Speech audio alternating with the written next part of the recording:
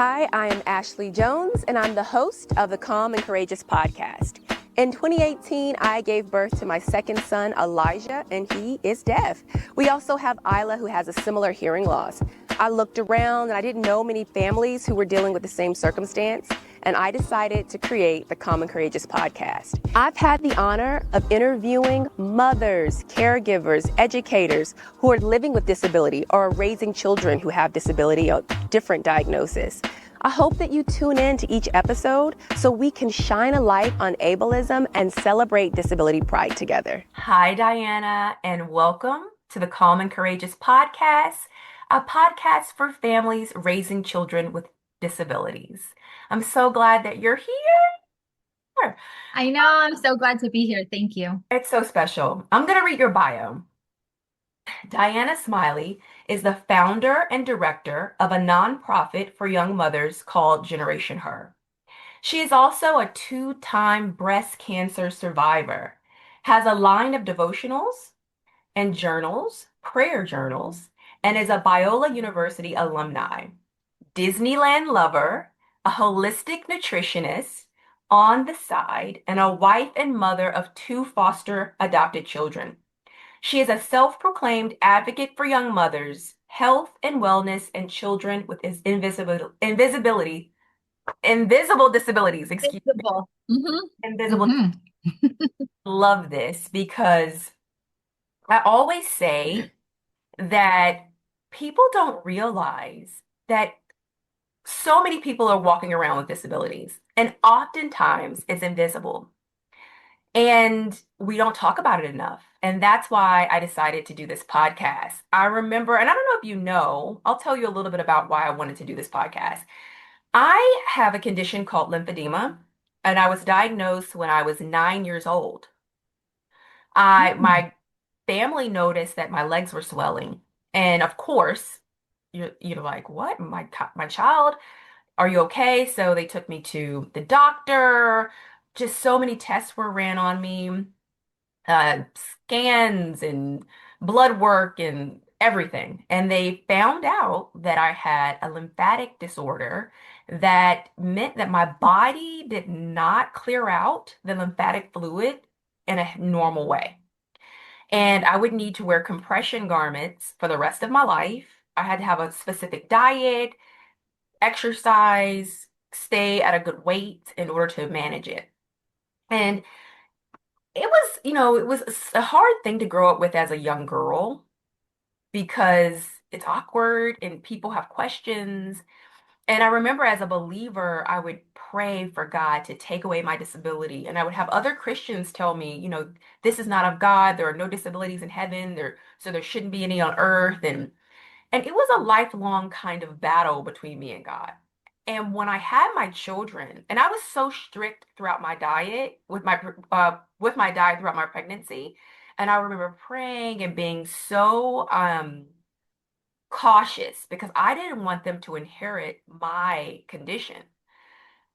And when they were born with hearing loss, I had typical pregnancies, full term. It was so random.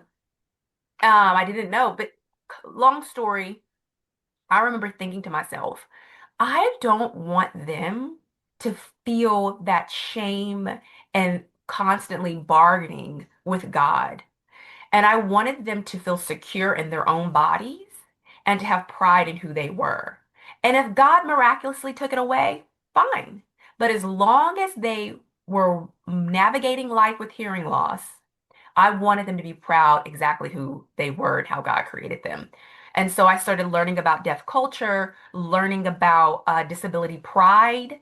And it was uncomfortable for me to talk about disability pride at first because it felt especially in the Christian world, you hear people saying, don't claim the things like that. It's not of God and you speak against it. So I was always in battle, but I kept coming back to how do I want my children to feel about themselves?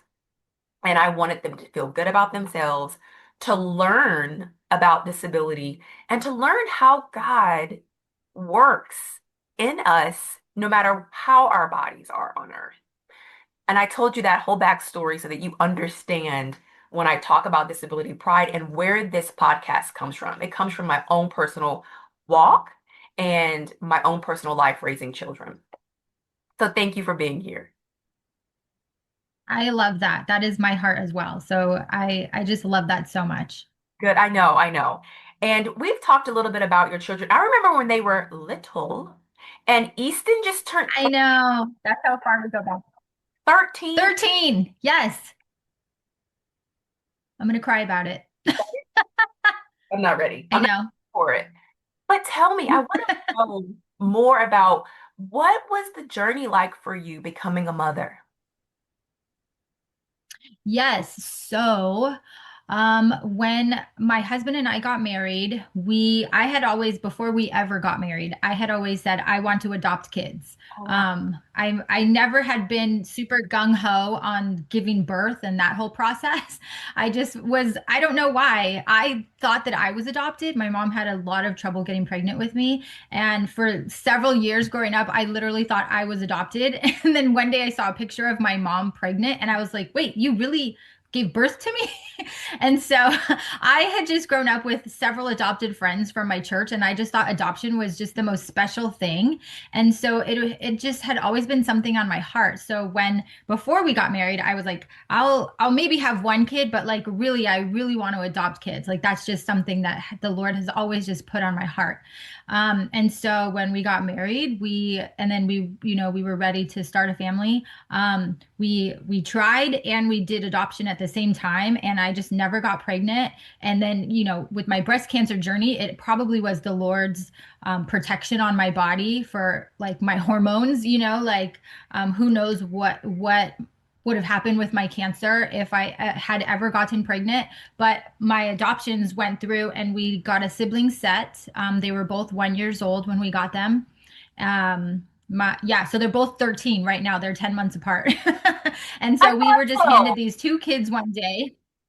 I thought so. 10 months. Yeah, they have the same birth mom. Yeah. I knew that, but when you I'm posted glad it the wasn't me. reel, I know, when you posted the reel of their both of their pictures, I think they're both 13. I didn't think they were twins, but Yeah. only 10 months apart. No, they're 10 months apart. Yeah. So they were preemies. So probably, I don't know. I don't know. I don't know math, but I tried to calculate it. So maybe 3 months after or something. I don't know. It's pretty close. But we were just handed these little like twin babies. I called them my twinsies because they're so close in age, Irish twins, right? Yeah. Um, and with adopted kids, it's a whole different community when they're, coming from adoptive backgrounds. You don't really know a lot of their medical history. So we didn't know a whole lot. We knew a small portion, but we didn't know what kind of things could be medically in the cards in terms of passing down any sort of genetic things or disabilities or any. We had no clue. So we were going in blind, and they basically trained us they said, usually if there are any sort of things that come up, it usually comes up when they go to school, like school age. Yeah. So mhm. That's like, I don't know. But for me, so it's my son that has the disabilities. He's diagnosed with about 5 or 6 different mental health and mood disorders. And so he is in special ed school, like special ed program, and they incorporate him back and forth between mainstream and the special ed class. It's sort of like a flexible thing. It's really amazing that our district has this for him. But it is invisible, and we've run into a lot of things. If you look at him, he just looks typical, like a typical boy his age. But then there are days and times, when he has those heightened behaviors, and our days look very different. And my parenting is very different from my friends who are parenting typical kids. And yeah, so I mean, I don't, so I'll say this. There are a lot of families who are navigating something very similar. And mhm, totally. it can be scary, and a lot of shame can come with it. What has that Mhm, been like for you with emotionally, knowing, okay, I have my son, I love my son, raising him is mhm, different, and he is mhm. going to have a different experience in life. Mhm. Totally. So it's been really hard. One of my friends has a son that's similar, and she described it to me. And I felt like, oh my gosh, I felt sort of freedom when she told me this. She was like, those other parents are just in regular parenting 101. She's like, you and I are in honors, AP parenting. And you can't compare your journey to their journey because you're in a different class altogether. And that really like gave me so much freedom. Um, and I was like, oh yeah, you're right. Because for all these years of parenting him, I have felt so isolated as a mom because he went to public school. He goes to public school. There was a year during COVID where I homeschooled, but primarily their education has been in public school. And when you have like a different kid, it's harder to make friends. The moms don't really want to like connect with you in the same way as the other moms. Like I'm very isolated. In my daughter's grade, I have a lot of friends, but in his grade, we have just like a really small group of like parents that understand and know just like his disabilities and his behaviors. And so it's really been hard, isolating, challenging. And I don't really share about it a lot either. I keep it a lot. Like this is honestly, I think like one of the only sort of things I've done in terms of him and his, just parenting him and raising him. When I was excited to do this podcast with you because I know that you're a Christian and I Mhm. know that the way that you move through life, you Christianity is at the heart of it. Your love for Christ and your belief in God and your faith. And hearing you say this about what your friend said about, hey, we're in a whole nother ball game than these Mhm. other parents. And I often think about that as ministry as well. Mhm. I remember thinking, okay, God, I want you to use this. Don't waste this. And oftentimes, our hardest experiences are the things that God uses to cultivate us, but also the people that are around you, because people are watching. And there are people who are navigating invisible disabilities themselves. There are parents, people at your child's school, teachers, and they're watching you and they're watching your son. And we are ministering to our own children, but to everyone else as well. And what are things that you're doing to stay encouraged during that? When you are at that day-to-day drop off, pick up. Yeah, I think I look at things from like an eternal perspective. Meaning I'm I think who he was in kindergarten and all the grades of elementary and just the teachers just thought, "Oh my gosh, this kid is nuts," probably, And and I just see it as like, I knew from the beginning, God is writing a major story with him and in his life and using these disabilities to form who he's going to be as a grown man one day. Yeah, And I just see it from that sort of perspective. I'm not raising a kid to fit into this society and this culture. I'm raising a kid to fit into heaven. And whatever that looks like, I know that God is using his story in those teachers' lives. So one day they're going to see him graduate high school and they're going to be like, oh my gosh, I had that crazy kid and look at him now, and yeah. And so I just see God writing his story and I know God's not done. He's going to do a good work in him. And I pray this over him every day. I know that the Lord is going to use him no matter what he does. And I know people's lives are touched just by seeing him, just by witnessing my parenting, just by seeing our family and how we love him and how we're just a different family, than other families. I So love yeah. you're saying this because it's exactly how I see it. I see it as I actually recently I often it was something that I didn't want to post about. I didn't post about my lymphedema for I mean I'll be 42. I just started talking about it last year. Yeah. People within my circle, like my Christian community, I would talk about it, and I'm in pageantry, so I would always get fit, but if you're focused on it, you can tell, oh, she has some swelling. And people in my immediate circle, but it's always kind of met with like shame and sadness and oh. And I recently posted something. I just started last year posting about my children's hearing loss. And a family friend who's also Christian posted, she was under it and said, "Oh, I think about your children all the time, and I know that they will not be deaf forever." And I know her intent behind it, Mhm. but I immediately felt like, oh, it's so important for people who are living with disabilities is that their life's purpose is not for God to take away their disability. I Mhm. said, thank you so much, but this is how God created them. And we celebrate their deafness and we are involved in deaf culture. And I know that God will use my deaf children for his kingdom and Mhm. that they will bring great pride to him. Mhm. And that was my response. And it was an educational moment for her because as a believer, we're not necessarily taught that. We're Totally. always taught to laying of hands and take it away.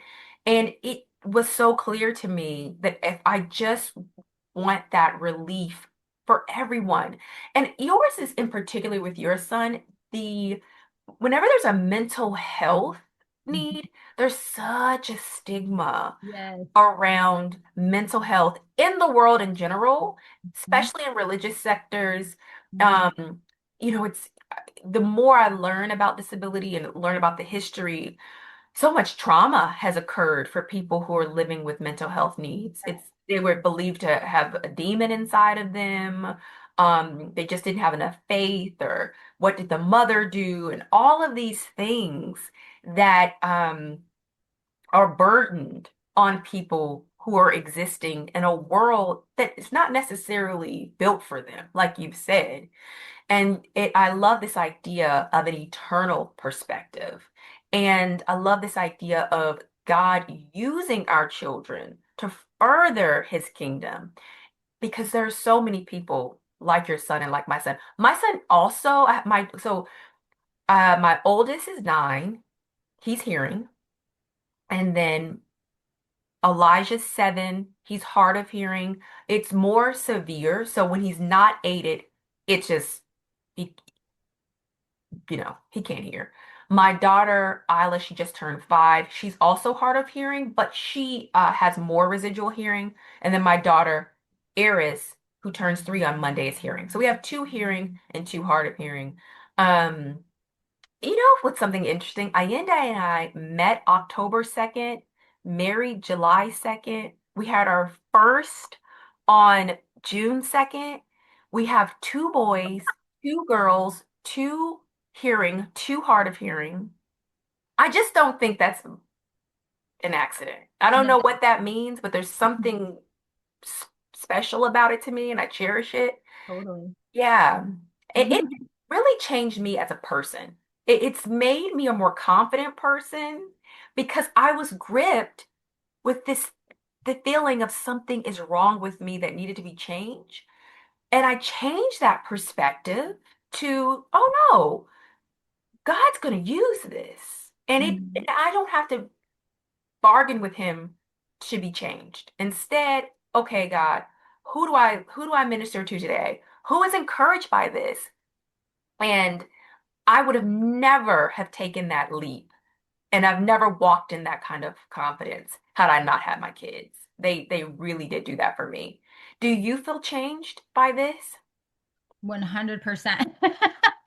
100%. Yeah, I am thankful for all of the like roads I've walked down, and I know that God has allowed different things in my life to happen for me to refine my faith, right? And so like even just like battling cancer, I Yeah. feel like that has refined my faith. Like every sort of like storm I've walked through, like the Lord has used it to refine my faith. Um and I look at my kid, I mean, he has episodes that only Jesus knows he can get us through because they Yeah. they are like, oh, you just want to pull your hair out and you need all the patience from the Holy Spirit. And and I think my husband and I honestly like we're like we like at first we were like, why did Jesus give us this kid? Oh, And it turned into like, we know why, because we are two tough cookies and we're probably the only people in this world that can handle this kid. Yeah. And so I'm so different. I have pulled out things that I didn't even know were in me. oh, Courage, I love that. courage, like, the name of your thing. Like, yes, I have done things I did not know I had the strength to do. I have had patience I did not have before being a mom. I have had love, like just I think the Lord is just growing me and refining me and parenting him, and it also helps so much with my generation, her moms, because it's like whatever they've gone through, I've gone through it worse, and I got this to be able to serve them and encourage them in their parenting role. So I really think that like the Lord just puts us in these situations that he knows that he will walk us through, right? He will carry us through the storm. He will be there with me in those tough parenting moments. He will give me strategies. And sometimes I don't do it right. Obviously, none of us do it right all the time. But we do it the best we can. we're in the trenches, There's and we're just, yeah. there's no blueprint. You hear this No. from the parents. You hear parents say, "There's no blueprint." But I go, when you No. have a child with a disability, Mhm. is you no one parent with the child who's on the spectrum, mental health, deafness, they're all different. And so you're learning as you go. And so so much guilt can come with that. Why Yeah. didn't I notice this? I should have done this. I should have made that choice. And then that's when I really have to say, Lord, this part you're going to have to take. I'm going to take these steps. I can't change this. I need you to help me move forward and I need you to cover this area where I am not strong.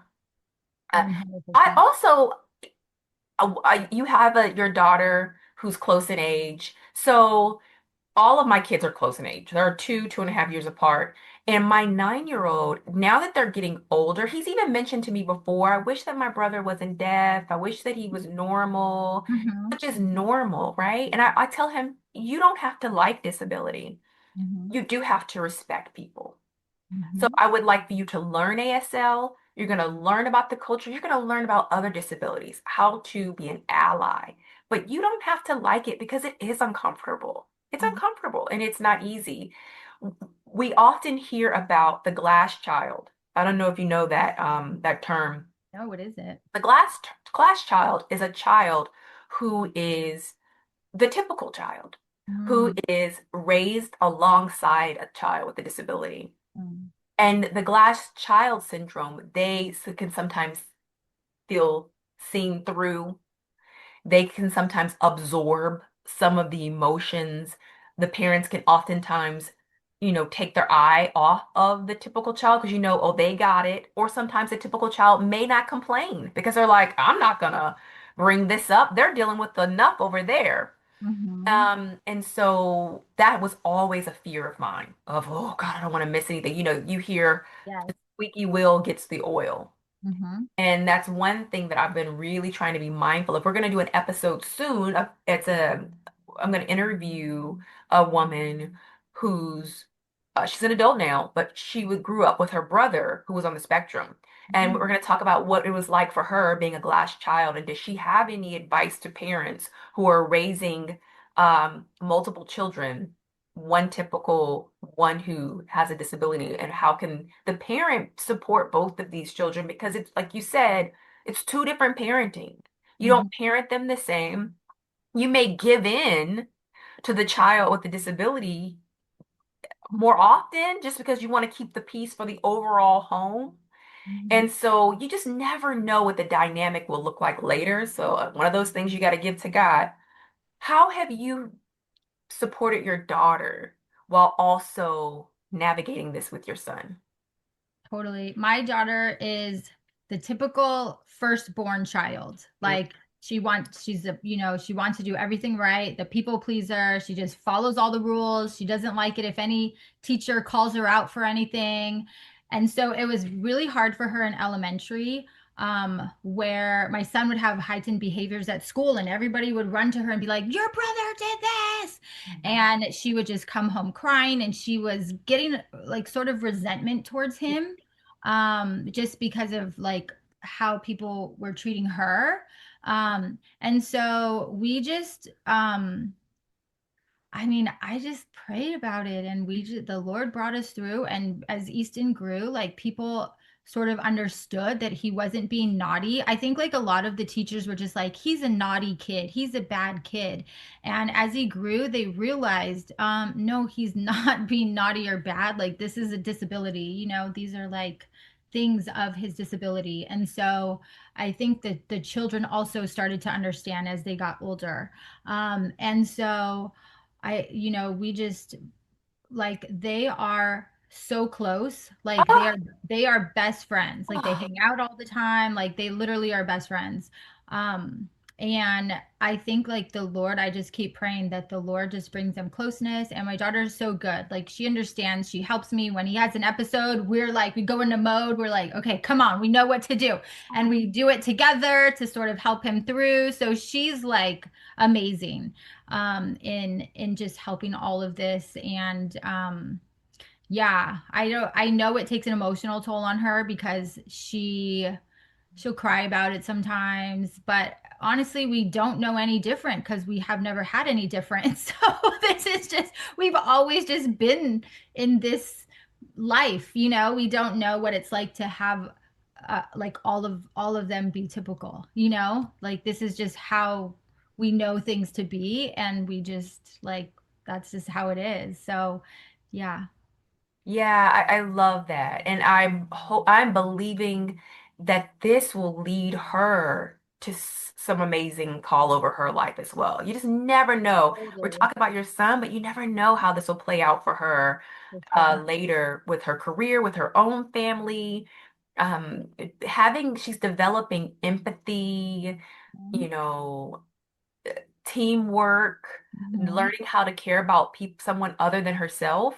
Mm-hmm. Those are skills that you Mm-hmm. don't necessarily see anymore. 'Cause we 100%. live in such a self-centered society. Mm-hmm. Something that you wish people, teachers, caregivers, the other people in your child's life understood about invisible disabilities. Yeah, so this is like sort of my biggest thing. I think of like advocacy for him. Whenever he entered a new class or a new um, program, or if I put him in a little sport or something like that at VBS, anything that I would enter him in, I have a little paper and I have a little book that sort of explains this is what he has, this is Oh, how you great. deal with him, to sort of like front load them. Like Yeah. he will one day, he seems nice and normal now, but one day in your care, he will probably have an episode, and this is what it's going to look like, and this is what you need to do.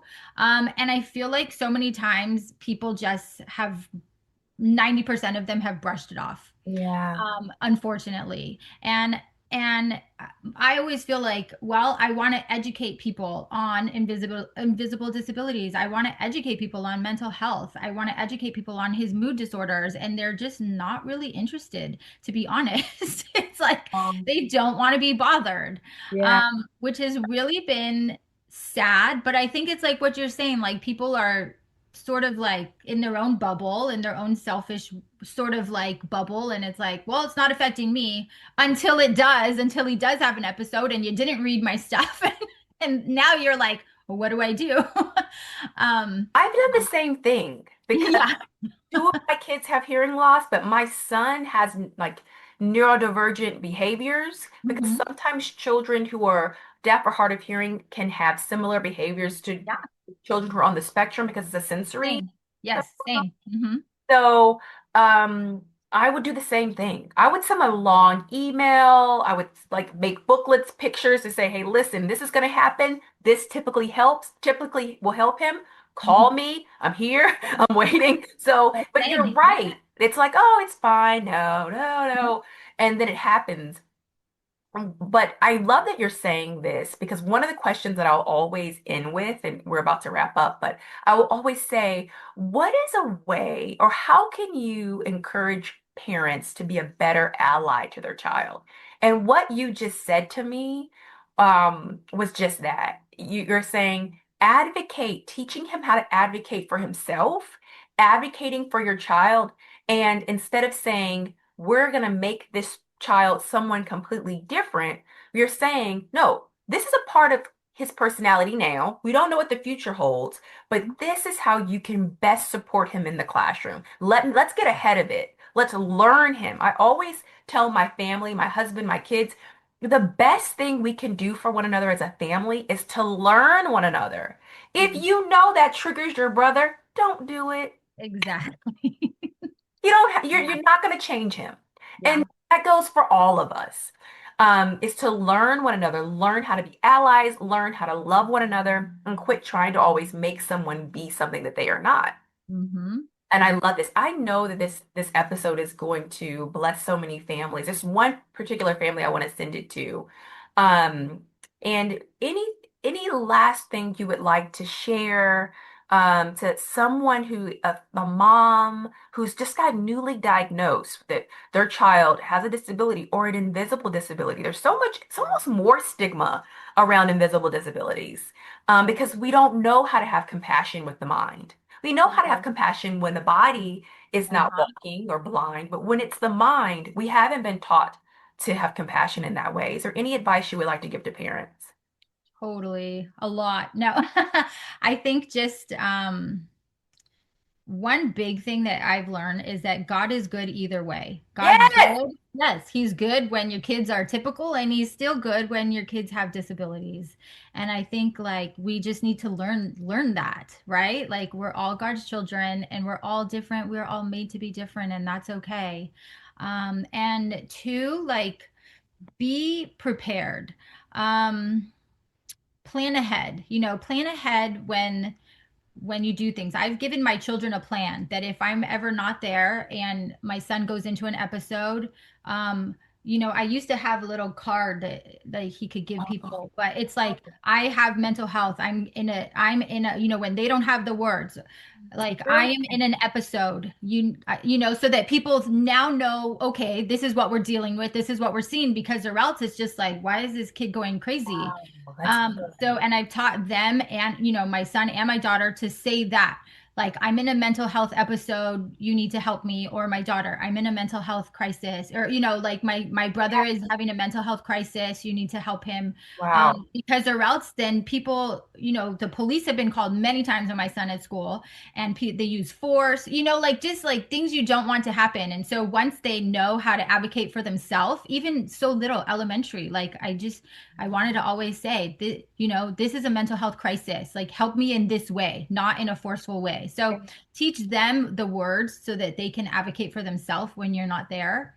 And I think, yeah, and like the other thing is like, one thing I always dealt with was like, I don't owe everybody to explain that why my son is screaming, like I've had people be like, why don't you just spank him, or why don't you just do this? But it's like they don't know because they're not living my life. They're not raising my kid. They don't know why he's doing that. I don't have to explain to every person what all his diagnoses are. He's acting this way because he has disabilities. Yeah. I don't have to go and tell every person he has this and this and this and this is why, right? Um, No. and so, yeah, like you don't owe anybody explanations or to tell everybody your kid's story. It's just like tell the people that are working directly with them, and you have to just sort of ignore all the noise of the judgment of people and just all their thoughts. You must be a bad parent because your kid is going nuts, and like I had to throw all that out the door and be like, I know I'm a great mom, I know that God has equipped me to raise this child, Yeah. and that's what I'm doing. And anybody listening that also has a child that has like these mental health episodes, like I just want to encourage you that God is there with you, and just, call on the power of like the Holy Spirit. The fruits of the Spirit are from, right? Love, joy, peace, patience. We need all of those when we're dealing with these kids that have these mental health crisis moments. And God graciously gives those to us for getting through those times. This was perfect. That's a great way to end this episode. Diana, thank you so much for being on the Calm and Courageous podcast, a parent's guide to powerful allyship in raising children with disabilities. This was great. Thank you so Yeah. much. Thank you for